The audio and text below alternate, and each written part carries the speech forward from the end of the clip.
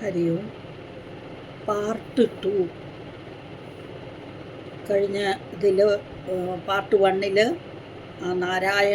മകനെ നാരായണ എന്ന് വിളിച്ചു എന്ന് പറഞ്ഞാണ് നിർത്തിയത്. പിന്നെ അജാമിളൻ ദുരാചാരനായിരുന്നുവെങ്കിലും അവൻ ഉച്ചരിച്ച ആ ഭഗവൻ നാമത്തിൻ്റെ മാഹാത്മ്യം ഒന്നുകൊണ്ട് ചതുർബാഹുക്കളായി പീതാംബരധാരികളായ അതിമനോഹര രൂപികളായിരിക്കുന്ന വിഷ്ണുദൂതന്മാർ അവൻ്റെ മുൻപിൽ ആവിർഭവിച്ചു. അവനെ കയർ കൊണ്ട് കെട്ടിവലിക്കുന്ന യമകിങ്കരന്മാരോട് അജാമിളനെ സ്വതന്ത്രനാക്കാൻ വിഷ്ണുദൂതന്മാർ ആജ്ഞാപിക്കുകയും ബലമായി അവനെ സ്വതന്ത്രനാക്കുകയും ചെയ്തു. അങ്ങയുടെ കിങ്കരന്മാരാൽ തടയപ്പെട്ടവരായ യമദൂതന്മാർ അജാമിളൻ്റെ സമസ്ത പാപത്തെയും വിഷ്ണുദൂതന്മാരോടായി വിവരിച്ചു കേൾപ്പിച്ചു.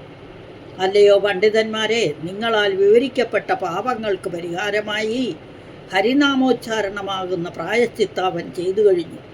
പ്രായശ്ചിത്തം ചെയ്തു കഴിഞ്ഞാൽ പിന്നെ ശിക്ഷ അനുഭവിക്കേണ്ടതിൻ്റെ ആവശ്യമെന്ത്? യമധർമ്മരാജാവിൻ്റെ കിങ്കരന്മാരായ നിങ്ങൾ പ്രായശ്ചിത്ത വിധി അറിയുന്നില്ലയോ എന്നിങ്ങനെ ഭഗവത് കിങ്കരന്മാർ യമദൂതന്മാരോട് സംഭാഷണം ചെയ്തു. ശ്രുതികളിലും സ്മൃതികളിലും വിധിക്കപ്പെട്ടിരിക്കുന്ന വ്രതാദികൾ പാപത്തെ നശിപ്പിക്കുന്നു, പക്ഷേ പാപവാസനയെ നശിപ്പിക്കുന്നില്ല. എന്നാൽ ഭഗവത് സേവയാകട്ടെ പാപത്തെയും പാപവാസനകളെയും ഇല്ലാതെയാക്കുന്നു എന്നിങ്ങനെ അങ്ങയുടെ ദൂതന്മാർ പറഞ്ഞു.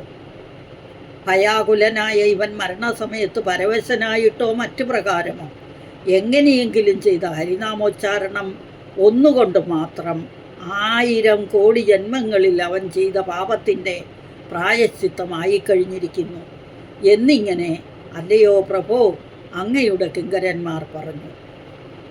ബുദ്ധിപൂർവകമല്ലാതെ ഒരുവൻ വിറകിന് തീ കൊളുത്തിയാൽ അത് കത്തിയെരിയുന്നത് പോലെയും രോഗത്തിന് മരുന്ന് കഴിച്ചാൽ രോഗം മാറുന്നത് പോലെയും ഭഗവാന്റെ നാമം മനഃപൂർവ്വമല്ലാതെ ഉച്ചരിച്ചു പോയാലും അത് മനുഷ്യൻ്റെ പാപത്തെ സമൂലം നശിപ്പിക്കുന്നു. ഈ നാമത്തിൻ്റെ മാഹാത്മ്യം അപ്രകാരമാകുന്നു എന്നിങ്ങനെ അങ്ങയുടെ ഭൃത്യന്മാർ പറഞ്ഞു.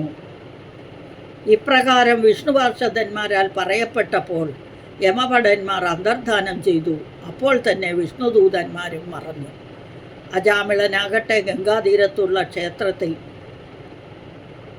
ഭഗവത് ഉപാസനയിൽ ദത്തശ്രദ്ധനായി വസിച്ചു. അനന്തരം സമാധി വരിച്ച അദ്ദേഹം ഭഗവത് സ്വരൂപികളായ അങ്ങയുടെ പാർഷദന്മാരാൽ നൽകപ്പെട്ട സാരൂപ്യത്തോടുകൂടി, അതായത് ഭഗവാന്റെ തന്നെ രൂപസാമ്യം, അതാണ് ഇവിടെ സാരൂപ്യമെന്ന് ഉപയോഗിക്കുന്നത്, വിമാനത്തിൽ കയറി പരമപദമായ വൈകുണ്ഠം പ്രാപിച്ചു. അനന്തരം യമകിങ്കരന്മാർ തങ്ങളുടെ സ്വാമിയാകുന്ന ധർമ്മരാജാവിനോട് സംഭവിച്ച വൃത്താന്തങ്ങൾ വിവരിച്ചു കേൾപ്പിച്ചു. തൻ്റെ ഭൃത്യന്മാരാൽ ചെയ്യപ്പെട്ട അപരാധം തൻ്റെ തെറ്റായി എണ്ണപ്പെടുമോ എന്ന് ശങ്കിച്ച യമരാജൻ മേലിൽ നിങ്ങൾ ഭഗവത് പാതാരവിന്ദത്തിൽ ഭക്തരായിരിക്കുന്നവരെ സമീപിക്കരുതെന്ന് സ്വഭൃത്യന്മാരോട് ആജ്ഞാപിച്ചു. ഇപ്രകാരം ഏറ്റവും പാപിയായിരുന്ന അജാമിളനെ പോലും അവൽ കാരുണ്യത്താൽ സന്മാർഗിയാക്കി മാറ്റി മോക്ഷമരുളി അനുഗ്രഹിച്ച ഭക്തവത്സലനായ അല്ലയോ ഗുരുവായൂരപ്പ, എന്നെയും പരിപാലിച്ചു കൊള്ളണമേ. ഇതോടുകൂടി നാരായണീയം 22ാം ദശകം സമർപ്പണവും കഴിഞ്ഞു. ഇനി ഇത് കഴിഞ്ഞ് പാടുന്നൊരു പാട്ടുണ്ട്. അത് ഞാൻ കഴിഞ്ഞ ഇതിൽ പാടിയോ എന്ന് എനിക്കറിയില്ല, നോക്കട്ടെ, പാടിയിട്ടില്ലെങ്കിൽ പാടാം. ഹരിയും സകലം ശ്രീകൃഷ്ണാർപ്പണമസ്തു.